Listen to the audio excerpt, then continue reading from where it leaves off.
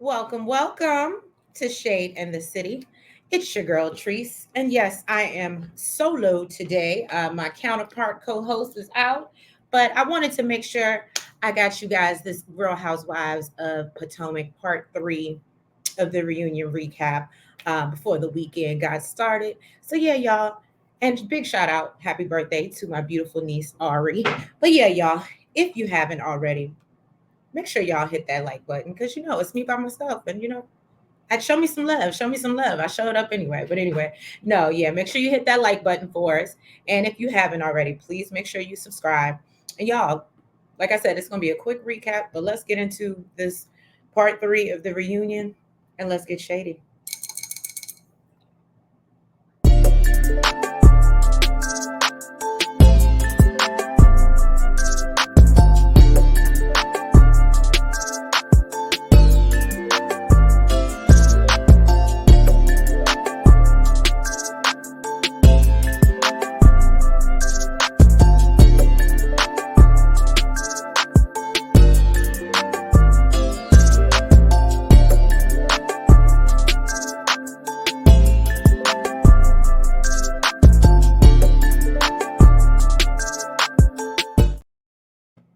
All right, y'all. So welcome back. So we start off part 3 of the reunion. We see Gordon talking about or admitting that he was diagnosed with bipolar 1, and he's been struggling and basically operating in a manic state, which is why he was behaving so strangely, right? And erratically. And Mia pretends, get emotional, but I didn't see not one tear. I mean, just my thoughts. Let me know. Y'all drop down in the comments if you saw something different. But I didn't see no tears. But anyway, so Wendy and Candice, they're consoling her. And he says that, he learned about this about 2 years ago, but believes he's been having this maniacal episodes since he was in his 20s. Okay.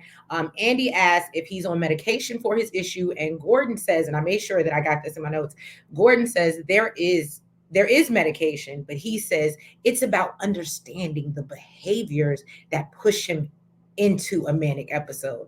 And I said, yeah, I'm sure understanding helps, but I mean, maybe I'm wrong. I'm not here to judge anybody or speak on mental health to that effect.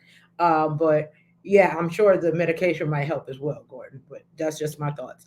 Um, anyway, but he says that he can't see the signs that he's going into this stages, but Mia is able to identify it and call him out. And Gordon believes Mia, I think Andy asked him, like, oh, do you think Mia has been, had an affair or whatever? And he does believe that she's been unfaithful during the marriage, but he doesn't believe it's been the entire marriage.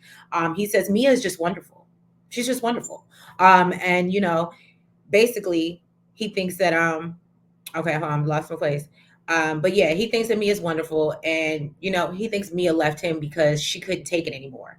Then Gordon gives us tears, and he reveals he checked himself into the hospital, and Mia came to check on him and make sure he had what he needed. And so apparently they're obviously still supporting each other, which is good because they're obviously co-parenting. Gizelle expresses her concern for Gordon.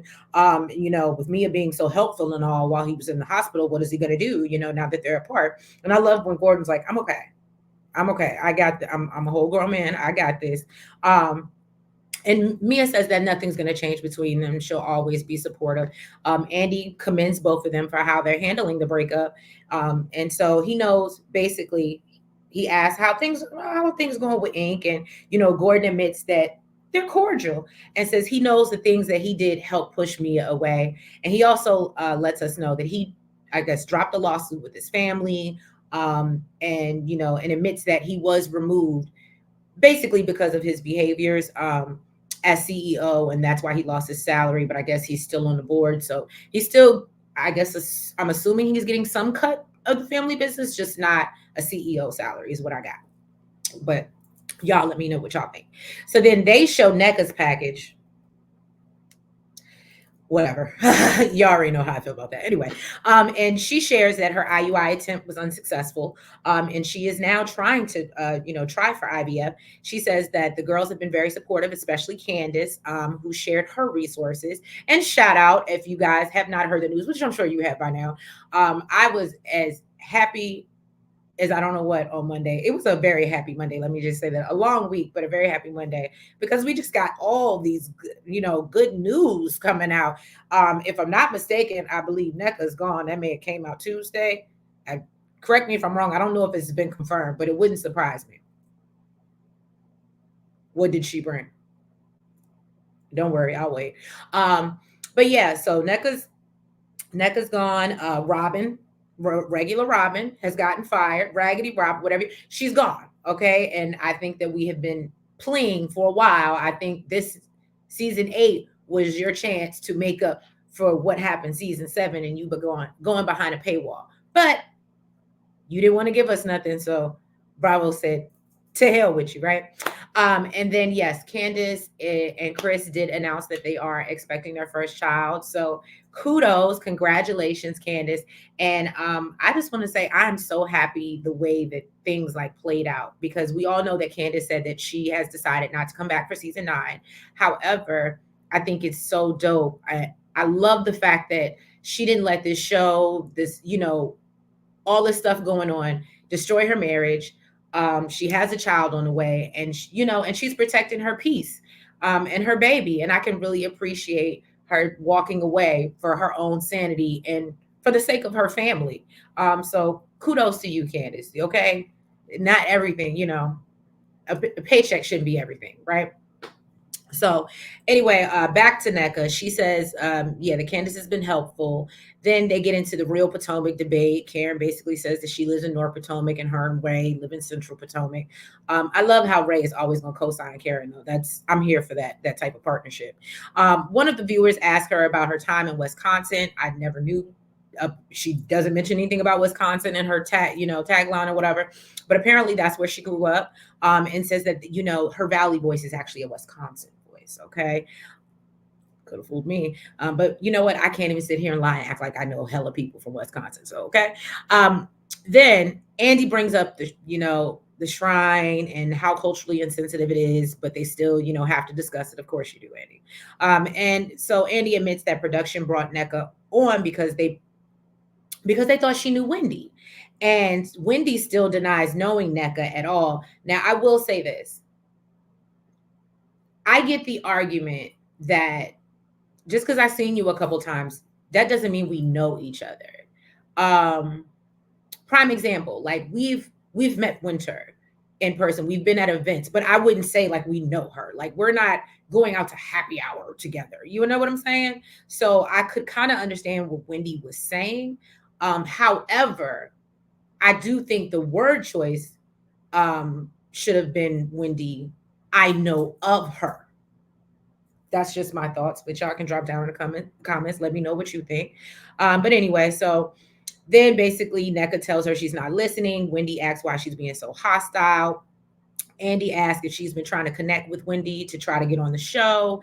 And then NECA actually reveals that she was originally contacted because her Married to Medicine, I guess production had reached out to her husband and then reached out to her. And Lebe, which is the husband's cousin, I guess, thought that her and Wendy should link up and, hang out and be friends. And yeah, yeah. I honestly, if I blame anybody for, well, outside of NECA, if I blame anybody for this whole debacle, it definitely Lebe got to take some responsibility in this. Then we bring up the whole Osu thing. I'm really going to grace over this because again, I'm mad that we're even on this platform or stage talking about it, but I guess we have to, right? So Ashley, Andy brings up Ashley saying she heard Wendy, was Osu. Wendy turns to Ashley and says, well, since you're the one that brought it on the platform. Now that was my part.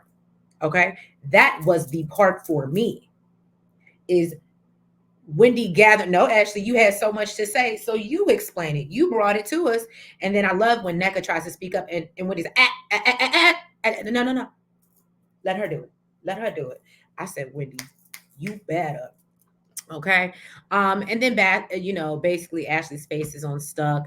And Ashley, claims she never tried to misrepresent that she, knew what Osu was. And my notes say if backpedaling was a person, okay, backpedaling and popping, all right. And didn't understand the severity of it either. That's probably why you should have your mouth shut. And I love when Candice chimes in and said, well, why wouldn't you just ask Wendy? I can't find my fan.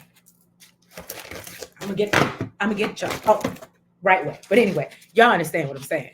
Um, so yeah, and then Ashley says it was something that was brought to her attention, obviously meaning that production got in her ear and said, "Oh, da, da, da, go ask Wendy about this, or go, bring this up in conversation." And so she decided to ask NECA about it.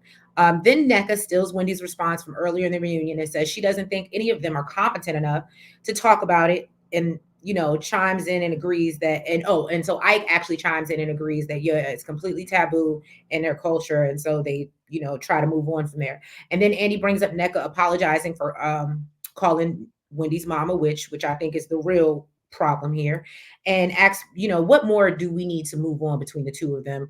Wendy says that she can coexist and move forward if NECA takes accountability. NECA calls Wendy out and says she would hope that they would have been friends, both being Nigerian, and she doesn't understand why Wendy has more smoke for her than Ashley, but I don't believe Ashley was the one running around calling her mom a witch. That part. And with you being of the same culture, and kind of, or should have some understanding of how that might come off, I would think that you wouldn't have continued to push this narrative. But that's just my thoughts, and that's why I don't really see it for Neko. Okay, she did it to herself. So yeah, no, and then that was pretty much NECA, and then Mia asked if they'll ever be friends, and Wendy repeats they can coexist and move forward. And I think they asked Wendy a couple times. I think Andy even asked her again at the end of the reunion, and she stood on the same answer that she said. She stood on business and said, "Look, I can move forward. We can coexist. I can be cordial." So then, we get the husbands off the stage. Andy thanks them for coming. Kind of felt like this was a little shade to Juan. And then they bring out Kay. Kay looked good. Kay looked beautiful. I will say her pictures, when she took pictures of her outfit, it didn't look as good as it did coming across the screen. However, again, her confessional look was highly rated. The girl can dress. So in comparison to confessional and reunion look, I would definitely say confessional.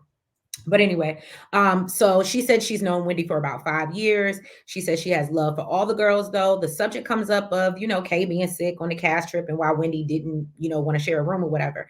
Wendy asked why would she share a room when they all had their own rooms. So Andy asked Kay, how she felt about her homegirls not checking on her, and Gizelle being the one to, and she admits that it was a little annoying. Candice points out that Gizelle checking on Kay was basically strategic and not because she was actually concerned, but really wanting to make Wendy and Candice look bad. So they get into Wendy's package. Wendy, admits hosting her show was a lot harder than she thought.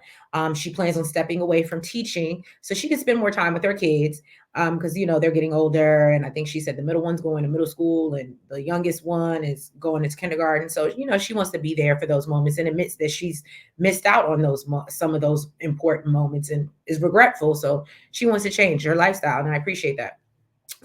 One of the viewers calls her out for calling Mia slow. Okay.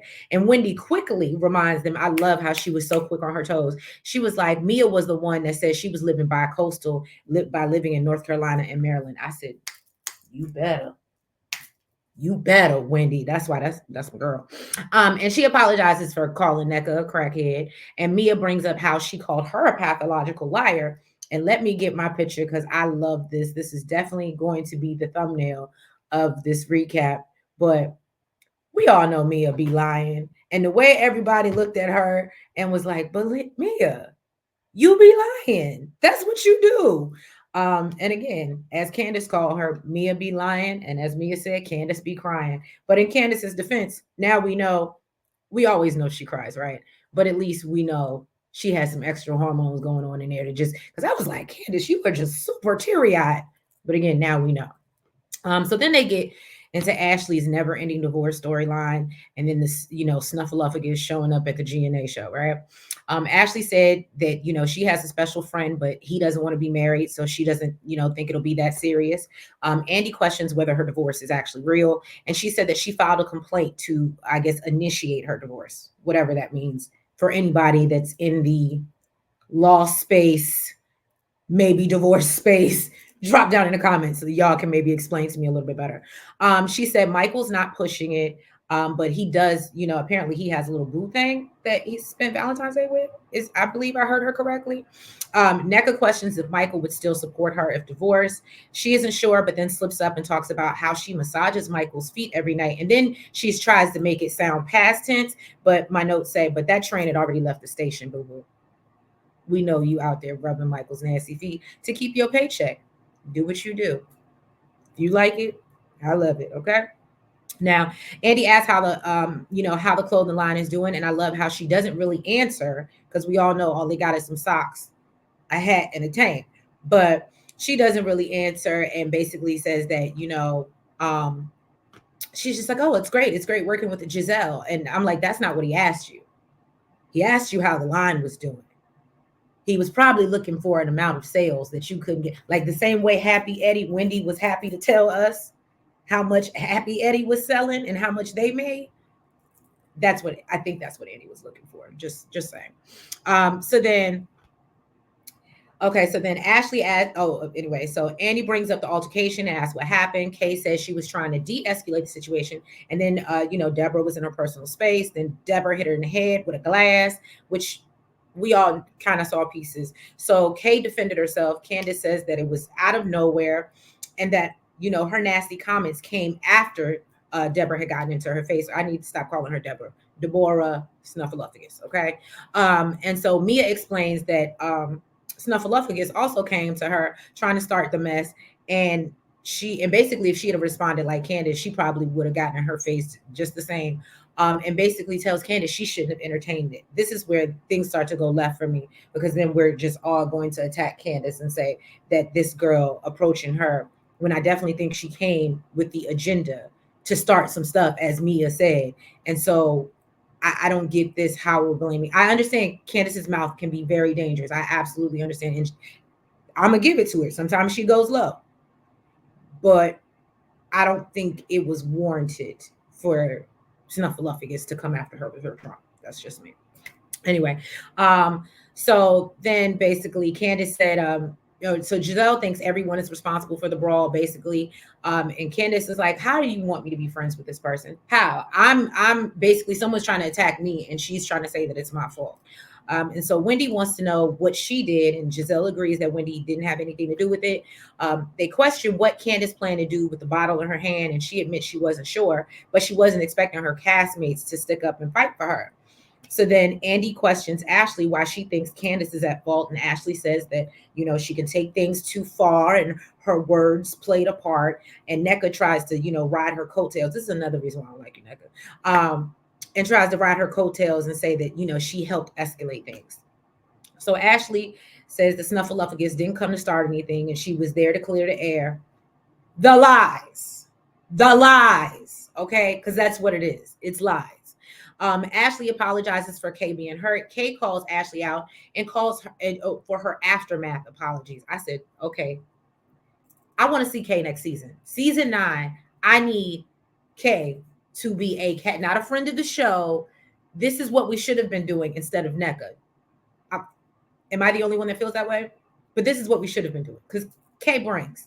And I'm here for anybody that is going to hold Ashley accountable, okay? Because she just always seems to slip by and then just be able, I didn't understand, and apologize. And everybody, I don't know, for some reason falls for her. It's insane.